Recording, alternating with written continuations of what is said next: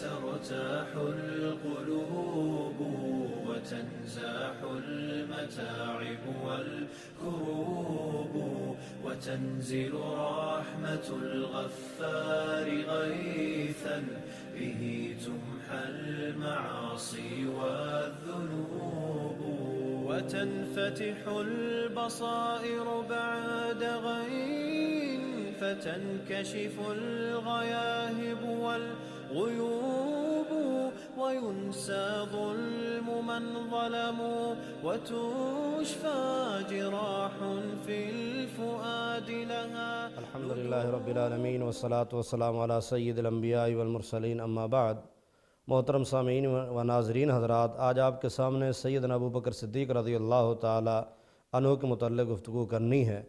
ان کا اصل نام عبداللہ ہے، ان کے والد کا اصل نام وہ عثمان ہے، کنیت ان کی ابو قحافہ ہے. اسی طرح سیدنا ابو بکر صدیق کی کنیت بھی ابو بکر ہے، لیکن بکر کے نام سے ان کی کوئی اولاد نہیں ہے. بکر جو ہے عرب میں ایک معروف نام تھا، جس طرح ہمارے ہاں بچوں کو منا یا ننھا وغیرہ کہا جاتا ہے، تو بکر وہاں عرب میں معروف نام تھا. اصل یہ نوجوان اونٹ کو کہا جاتا ہے. تو اس حوالے سے ان کی کنیت ابو بکر. تو اس سے یہ بھی مسئلہ ثابت ہوا کہ اگر کنیت کسی کی ہے، اس نام سے بیٹا یا بیٹی کا ہونا ضروری نہیں ہے. جس طرح امی عائشہ صدیقہ رضی اللہ تعالیٰ عنہ کی کنیت ام عبداللہ ہے، لیکن ان کی اولاد نہیں تھی. حضرت عمر کی کنیت ابو حفص ہے، لیکن ان کا حفص نام کی کوئی اولاد نہیں تھی. تو اسی طرح سیدنا ابو بکر صدیق کا نام ابو بکر ہے کنیت، اور اصل نام عبداللہ ہے. سیدنا ابو بکر صدیق وہ ہستی ہیں کہ جنہوں نے سب سے پہلے اسلام قبول کیا، اور وہ شخصیت ہیں جنہوں نے سب سے پہلے اعلان توحید کا اعلان کیا تھا بیت اللہ کے اندر.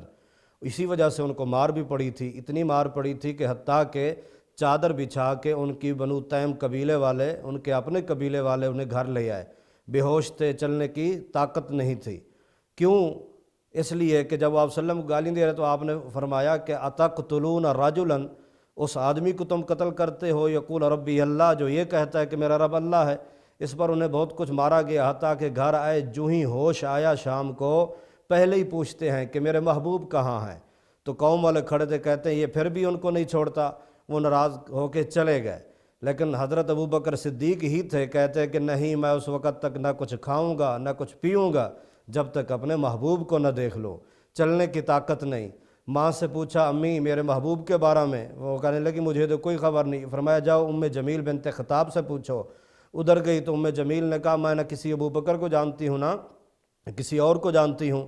اسی حوالے سے پھر آگے وہ کہتی میں خود چل کے آتی ہوں. چل کے آئی ام جمیل اور آ کے بتایا کہ آپ وسلم ٹھیک ہیں. کہاں پہ ہیں؟ جی دار ارقم میں ہیں. اچھا تو چلو مجھے لے چلو. چلنے کی طاقت نہیں. ماں نے سہارا دیا، سہارا دے کر وہاں گئے. یہ حالت تھی کہ اللہ اکبر کبیرہ. نبی علیہ السلام نے جب سیدنا ابو بکر صدیق کی کیفیت دیکھی تو آپ کے اوپر رقت امیز مناظر طاری ہو گئے اور رونے لگ گئے. آپ نے فرمایا ابو بکر یہ کیا ہو گیا؟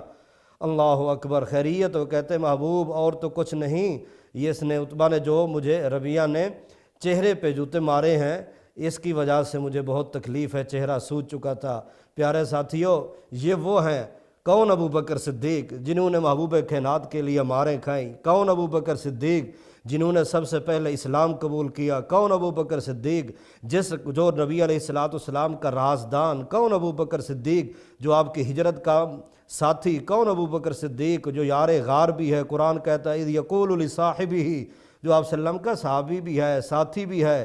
غار میں بھی سیدنا ابو بکر صدیق، غار میں غار ثور کے اندر کون تھا مخبری کرنے والا؟ ابو بکر صدیق کا بیٹا. کون ابو بکر جس کا بیٹا مخبر بن کے آئے، جس کی بیٹی اسماء بنت ابی بکر وہ کھانا پہنچانے آئے. کون ابو بکر صدیق جس کا غلام عامر بن فہیرہ وہ بکریاں لے کے آئے، دودھ پلائے. کون ابو بکر صدیق؟ پیارے ساتھیوں پڑھیے سیدنا ابو بکر صدیق کی سیرت کو، جس نے آپ صلی اللہ علیہ وسلم کے ساتھ اتنی وفا کی کہ خارجی معاملات میں خود خدمت کی، داخلی گھر کے معاملات میں اپنی بیٹی نکاح میں دے دی کہ وہاں بھی آپ صلی اللہ علیہ وسلم کی خدمت ہوتی رہے.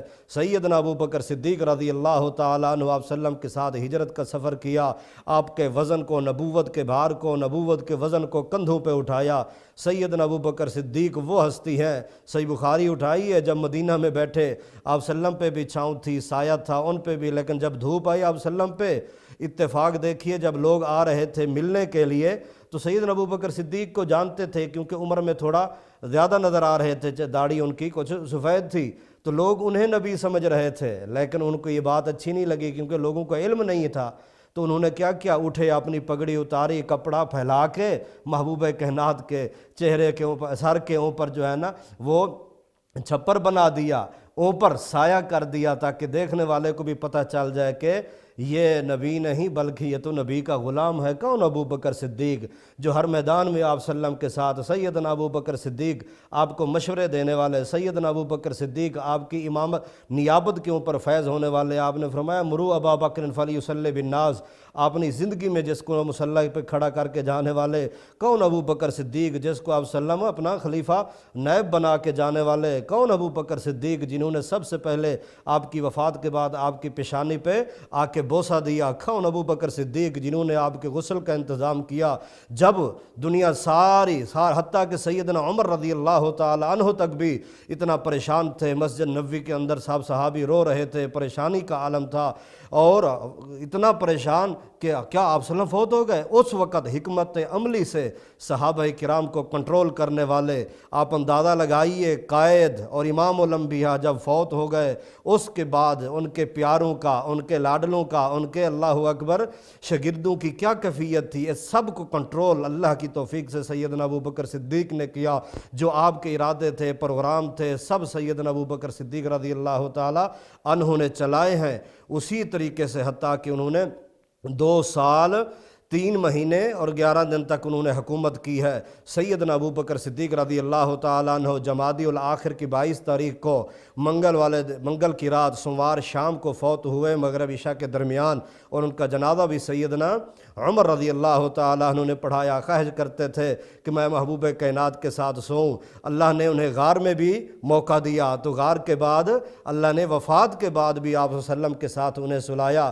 عزیز ساتھیو، سیدنا ابو بکر صدیق کی خلافت پہ کچھ کہا جائے یا بقیہ ان کے جو ہے نا وہ اپنے فتوحات پہ، لیکن اس تھوڑی سی 8 منٹ کی گفتگو کے اندر سارا احاطہ کرنا مشکل ہے، لیکن آپ سے یہی گزارش ہے کہ سیدنا ابو بکر صدیق جو آپ صلی اللہ علیہ وسلم کے خلیفہ اول ہیں آپ کے بعد، حتیٰ کہ ایک عورت آئی، صحیح بخاری کی روایت ہے کہ آپ صلی اللہ علیہ وسلم میں زکوٰۃ لے کے آؤں آپ نہ ہوں تو آپ نے فرمایا فاتی ابا بکر، ابو بکر صدیق کے پاس آنا، یہی مصلی کے وارث تھے، یہی خطیب تھے، یہی اللہ اکبر متوالی بنے بنو ثقیفہ بنی ساعدہ جو آج بھی اسی پرانی حالت میں ہے، یہاں ان کے الحمدللہ بیعت کی گئی، صحابہ نے ان کے ساتھ شانہ بشانہ کھڑے ہوئے اور مشن محمدی کو انہوں نے پائے تکمیل تک پہنچایا، اور یہ چراغ 22 ربیع الاخر کو گل ہو گیا۔